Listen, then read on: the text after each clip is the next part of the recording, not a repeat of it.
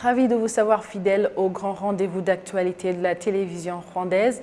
9 jours viennent de s'écouler alors que la ville de Kigali et 8 autres districts sont en situation de confinement auquel s'ajoutent 5 jours qui seront à terme mardi prochain. Quelle est donc la situation actuelle de la pandémie de Covid-19? Élément de réponse avec ce récit de Kassim Youssouf. Depuis la dernière semaine du mois de juin jusqu'au 2 juillet cette année, les cas positifs de Covid-19 ont été entre 700 et plus de 900 par jour. À titre illustratif, le 23 juin, 964 cas positifs ont été enregistrés avec 6129 cas actifs et 12 en situation critique.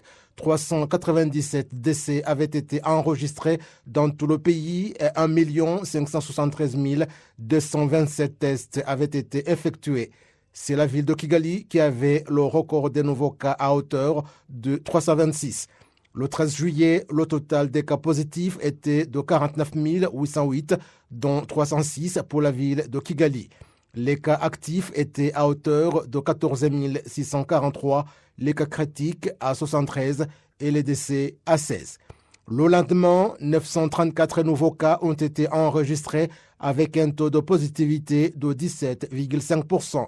Ce jour-là, l'exécutif rwandais s'est réuni et a adopté des nouvelles mesures, dont 10 jours de confinement pour la ville de Kigali et 8 autres districts. Les maires de certains districts montrent comment la population a appliqué ces mesures.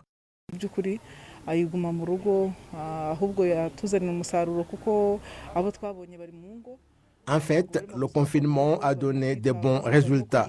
Les cas trouvés sont à la maison et ne sortent pas. Ils sont pris en charge et ce qu'on doit faire pour eux, c'est leur donner des conseils pour appliquer les instructions en restant à la maison et pratiquant quelques exercices physiques tout en protégeant les membres de la famille. Beaucoup de gens ont été testés et nous fournirons des efforts dans la prise en charge des malades, aider les ménages qui ont des malades à rester à la maison pour qu'on s'occupe d'eux. Les efforts seront également orientés dans la sensibilisation et que chaque foyer où il y a un malade soit connu et qu'il aide à protéger les autres. Les 5 jours vont nous aider car la population a maintenant compris que la Covid est là car elle voit l'explosion des cas positifs et voit des décès car nous avons maintenant enregistré 8 décès. La population est maintenant éveillée et comprend que le problème existe. Le confinement a débuté le 17 juillet et ce jour-là et le lendemain 18 juillet, un test de dépistage de masse a été organisé. Une autre campagne de dépistage a été organisée ce week-end dans la ville de Kigali et dans les 8 autres districts. Au premier jour de cette activité, 1997 cas positifs ont été enregistrés, dont 1391 dans la ville de Kigali sur 50 880 tests réalisés dans tout le pays. Les cas actifs étaient à hauteur de 15 725 et les vaccinés à hauteur de 406 004. Le dépistage dans la ville de Kigali s'est poursuivi le 18 juillet et 2773 cas ont été enregistrés sur 73 608 tests réalisés. Le taux de positivité élevé restait l'apanage de la ville de Kigali avec 2225 cas, surtout que c'est là où s'effectuait le test de dépistage de masse. Le 19 juillet 2021, la ville de Kigali a enregistré 140 nouveaux cas après Musanze avec 152. Au niveau national, 913 nouveaux cas sur 8664 tests effectués ont été enregistrés. 17 personnes sont décédées, celles en situation critique étaient à hauteur de 89 et les cas actifs étaient 16 523 sur 58 235 cas positifs. Le total des cas testés était évalué à 1 895 926. Mis à part la date du 22 juillet où 1309 nouveaux cas ont été enregistrés, depuis le 19, ces cas n'ont pas dépassé 900 avec 120 et 190 dans la ville de Kigali.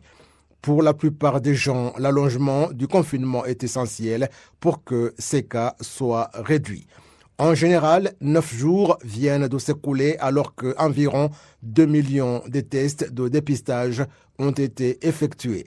Pendant cette période, 90 décès suite à la COVID-19 sur 727 depuis son apparition au Rwanda et pendant tout un mois, depuis le 23 juin jusqu'à ce samedi, 330 décès ont été enregistrés. Les habitants de différents districts placés en isolement total disent qu'ils ont essayé d'être caractérisés par une discipline permettant à lutter contre la pandémie et la propagation de cette pandémie, ajoutant que la riposte à cette pandémie va se poursuivre jusqu'à son éradication définitive. Le point avec Kassim Youssouf. Les habitants de la ville de Kigali et des districts de Kamonyi, Rwamagana, Nyagatare et Rubavu disent que pendant les 10 jours de confinement, ils ont essayé d'appliquer telles qu'exigeaient les restrictions sanitaires contre la COVID-19. Nous essayons d'avoir une bonne discipline dans notre commerce. Nous demandons aux clients de se laver et entrer en appliquant la distanciation sociale. Ceux qui sont à la maison appliquent les instructions sans se déplacer. Nous respectons l'heure fixée pour le couvre-feu. Nous fermons à 17h et personne n'est en dehors à 18h et nous sommes tous à la maison. Certains dirigeants au niveau des instances de base en confinement indiquent que les mesures mises en place donnent l'espoir de faire face à la COVID-19 et invitent la population à rester vigilante. Celui qui va au marché doit faire attention. Il doit bien se laver les mains, bien porter le masque, que celui qui a terminé de faire les achats rentre à la maison. Les activités agricoles autorisées fonctionnent bien et nous nous en félicitons. Cependant, nous remarquons ceux qui se déplacent, qui violent la mesure de confinement alors qu'ils n'ont rien à faire.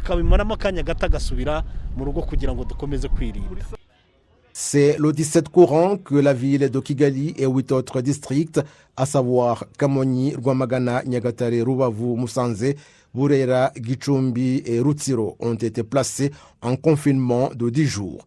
L'exécutif rwandais a adopté un allongement de 5 jours qui entre en vigueur le 27 de ce mois. Toujours sur la page santé, mais dans un autre angle, la police nationale rwandaise indique que certains individus continuent à prendre à la légère les mesures sanitaires mises en place pour riposter au Covid-19, une attitude qui présente un risque de propagation de cette pandémie. Jean Damascène, Manishing. La ville de Kigali ainsi que 8 districts du pays sont sous confinement total où seules les activités nécessaires à la survie humaine sont autorisées. Selon les organes de sécurité, il y a une catégorie malheureusement de personnes qui vont à l'encontre des mesures préventives de la pandémie de Covid-19. En fin de semaine, un groupe de 19 personnes a été surpris dans une tente érigée en district de Nyagatare à l'est du Rwanda depuis 1 an et demi, où toutes ces personnes restaient en prière sans aucune autorisation.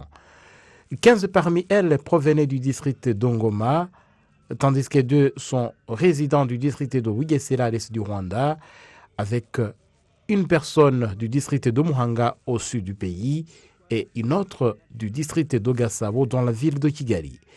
Dans la lutte contre la pandémie de Covid-19, les organes sanitaires exhortent tout un chacun à observer les instructions mises en place, dont la distanciation sociale, la propreté des mains, éviter les déplacements inutiles sans oublier le port du masque d'une manière convenable. Place maintenant à l'environnement. Au moment où le développement des villes et de l'habitat continue à avoir des répercussions sur la biodiversité, le ministère rwandais de l'Environnement exhorte la population à s'intéresser à la biodiversité et à savoir vivre en harmonie avec elle, car l'environnement, dont la faune et la flore revêtent une grande importance dans la vie de l'homme. Kassim Youssouf. Les habitants riverains des forêts disent que certains savent l'importance de l'environnement, notamment la faune, la flore et les forêts, mais que lorsqu'il s'agit d'animaux sauvages qui font peur, leur intention première est de les tuer ou s'enfuir très loin.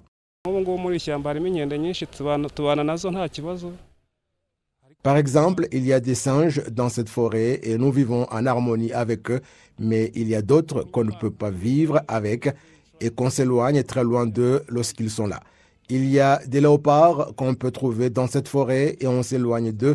et on ne permet pas aux enfants d'aller jouer dans la forêt. L'environnement est bon, il donne le vent et la pluie, mais le serpent est méchant, c'est Satan. Lorsqu'on le voit, on le tue.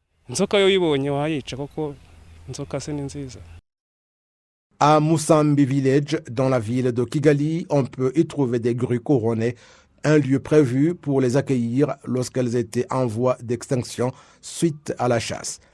L'association rwandaise de la flore en charge de la préservation de la biodiversité et qui se charge de ces grues couronnées dit que partout dans le monde, la biodiversité est menacée par l'augmentation de la population et le développement des villes, ce qui fait disparaître le milieu naturel de la flore, alors que s'il est protégé, il peut aider à préserver la vie de l'homme.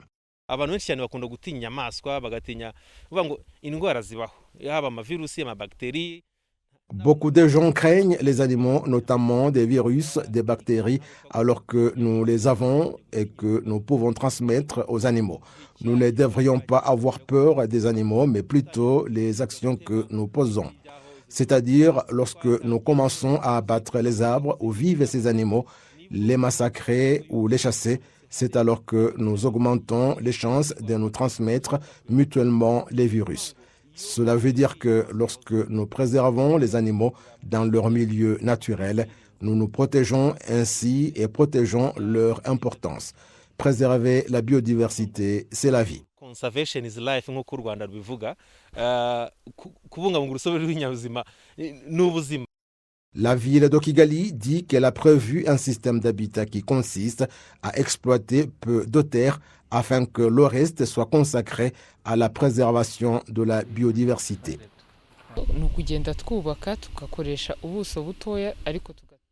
Nous allons construire, mais sur une petite superficie et à hauteur pour récupérer des places pour les loisirs, les parcs. C'est nous aider à appliquer la planification de l'habitat, surtout celle de la ville de Kigali, et des marais, car la majorité de la biodiversité se trouve dans les marais. Le ministère de l'Environnement affirme avoir un programme spécial de développement des villes tout en se préoccupant de la biodiversité et invite la population à ne pas lui être une entrave parce qu'il y a notamment des animaux qui sont importants.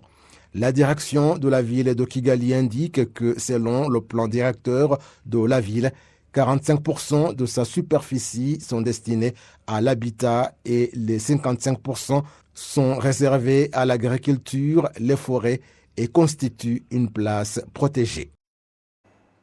Au cours d'un entretien exclusif avec la télévision rwandaise que la télévision a eu avec la maire de la ville de Kigali, Madame Anne Hidalgo, qui représente également l'Association internationale des maires francophones, et s'est exprimée sur la façon dont le Rwanda œuvre davantage dans sa reconstruction.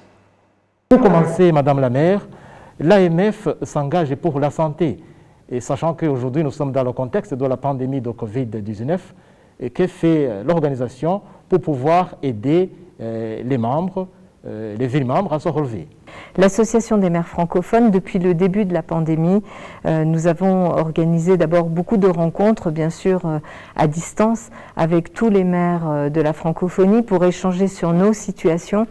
Nous avons aussi pris une décision qui est une demande de tous les maires de la francophonie sur la levée des brevets concernant les vaccins et sur la possibilité pour chaque pays de pouvoir fabriquer les vaccins à domicile pour pouvoir vacciner la population. L'AMF que vous représentez, Madame, a dans ses objectifs la consolidation de la paix. Quelles seraient les réalisations dont vous êtes particulièrement fiers aujourd'hui? D'abord, je pense que dans ce qui se fait au niveau de l'AMF, vous savez, c'est une organisation qui joue un rôle dans la diplomatie des villes, c'est-à-dire qui permet ces échanges entre villes, qui d'ailleurs ne s'oppose pas à la diplomatie des États. Mais la diplomatie des villes est plus agile, plus souple, parce que nous n'avons pas les mêmes contraintes, évidemment, que les États. Et en revanche, les organisations internationales, un certain nombre d'États savent qu'ils peuvent s'appuyer sur nous pour pousser, ouvrir des politiques nouvelles. Madame la maire, ce thème de la paix nous amène concrètement à la situation du Rwanda. Le Rwanda qui tient bon 27 ans après le génocide perpétré contre les Tutsis, mais qui doit quand même lutter toujours contre le négationnisme du génocide. Alors, que fait l'AMF pour soutenir ce combat que mène le Rwanda? D'abord, vous savez, en venant ici, c'est la deuxième fois que je viens à Kigali avec l'AMF d'ailleurs, l'AIMF. Une première fois, c'était il y a 2 ans, où nous avions tenu un bureau. Nous étions beaucoup moins nombreux, mais nous avions eu un débat justement autour de la question du génocide, de la question aussi de comment on se relève, et avec cet exemple qu'a donné le peuple rwandais d'une résilience absolument inouïe, peu de temps après ce génocide terrible. Et ça a été au sein de l'AIMF un travail et une réflexion que nous avions conduite il y a 2 ans qui nous a amené à nous dire il faut revenir ici.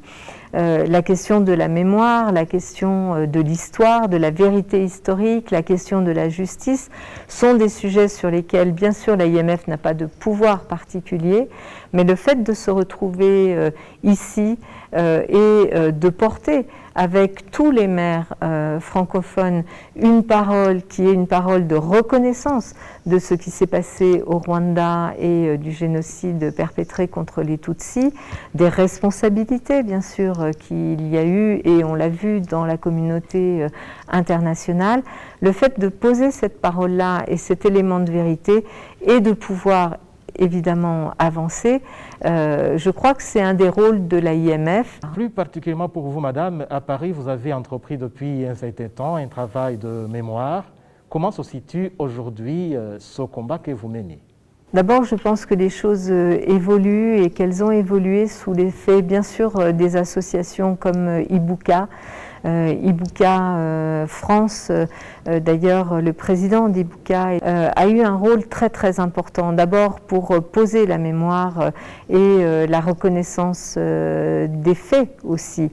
Il y a eu un travail aussi très important, je veux le souligner, du mémorial de la Shoah, et ce travail-là a permis et m'a permis en tant que maire de Paris d'abord de poser les premiers actes de commémoration. Je pense que c'était très important et dans les commémorations, la parole des victimes a été quelque chose de fort. Ensuite, il y a eu, et ça c'est de la responsabilité de l'autorité du président de la République française, Emmanuel Macron, ce travail confié à des chercheurs, des historiens, avec l'ouverture des archives et le rapport Duclerc qui est un pas, je crois, décisif vers la reconnaissance de la vérité historique pour pouvoir se reconstruire. Je crois que c'est ce que nous faisons aussi en remettant l'histoire, la mémoire, la vérité historique, les faits qui doivent être reconnus pour ce qu'ils ont été, dans leur dureté, dans leur violence, dans leur cruauté, et puis ouvrir les portes qui permettent évidemment de construire ou de travailler à cette fraternité qui doit nous unir. Et la francophonie a un rôle à jouer en ce domaine. Parlons toujours de ce combat que vous menez, madame. Trouvez-vous un appui dans les nouvelles relations qui s'accélèrent entre le Rwanda et la France? Je pense qu'il y a depuis maintenant quelques années ces relations qui se sont nouées. J'ai longtemps, bien sûr, travaillé aussi avec l'ambassadeur du Rwanda à Paris et puis rencontrer les autorités, comme je le fais ici. Je crois qu'aujourd'hui, il y a vraiment une envie commune d'ouvrir un espace dans lequel il n'y ait pas de négation de ce qui s'est passé, bien évidemment. Je crois qu'il y a aussi une volonté de la société française d'avancer dans la reconnaissance d'une histoire et de se projeter, bien sûr. Vous venez de mentionner qu'il y a 2 ans, vous étiez ici. S'il était question de décrire votre point de vue sur la physionomie de Kigali, quel est votre point de vue? D'abord, c'est une ville qui est très belle, qui est très très verte, qui est très propre aussi. C'est une ville qui grandit beaucoup, qui va très vite dans son développement. Donc je suis très, très intéressée, très admirative du développement de Kigali, qui, je le redis, est une très très belle ville. Merci de choisir la télévision rwandaise pour vous informer. Si vous venez juste de nous capter, vous pouvez suivre ce que vous avez raté sur toutes les plateformes de la télévision rwandaise. Toute l'équipe qui a réalisé ce journal vous souhaite de bien passer une excellente soirée.